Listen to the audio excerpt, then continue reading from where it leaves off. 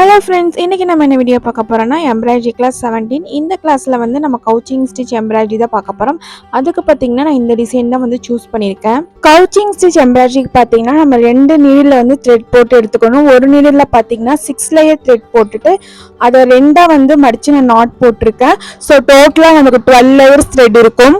இன்னொரு நீடில் பார்த்திங்கன்னா 3 layer thread மட்டும்தான் நான் போட்டிருக்கேன். ஸோ ஃபஸ்ட்டு இந்த 12 லேயர் த்ரெட்டை பார்த்தீங்கன்னா நம்ம இந்த மாதிரி வெளியே எடுத்து வச்சிடணும்.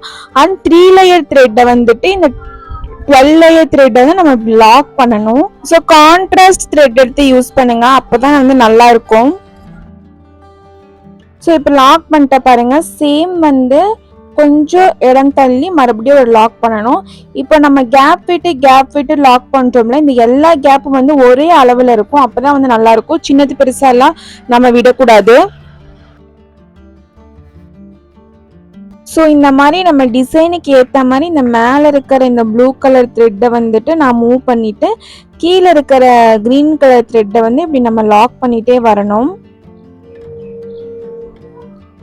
ஸோ மேலே இருக்கிற த்ரெட்டு பார்த்திங்கன்னா கொஞ்சம் திக்காக எடுத்தால் தான் நமக்கு நல்லாயிருக்கும். ஸோ அதனால தான் வந்து நான் 12 லேயர்ஸ் த்ரெட் வந்து போட்டிருக்கேன்.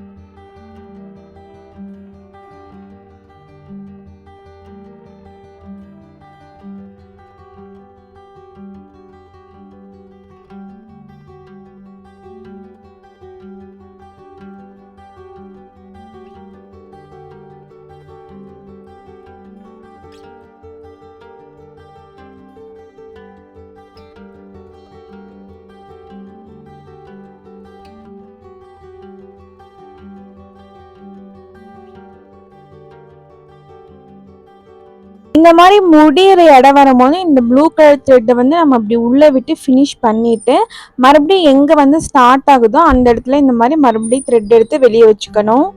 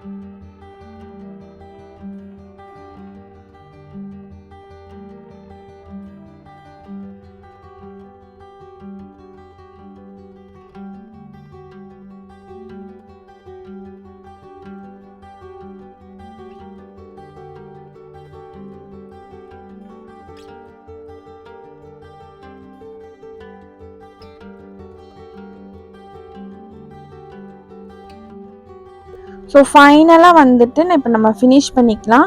பின்னாடி வந்து எப்படி இருக்கும்னு நான் உங்களுக்கு வந்து காமிக்கிறேன். ஸோ இந்த மாதிரி தான் இருக்கும் பின்னாடி.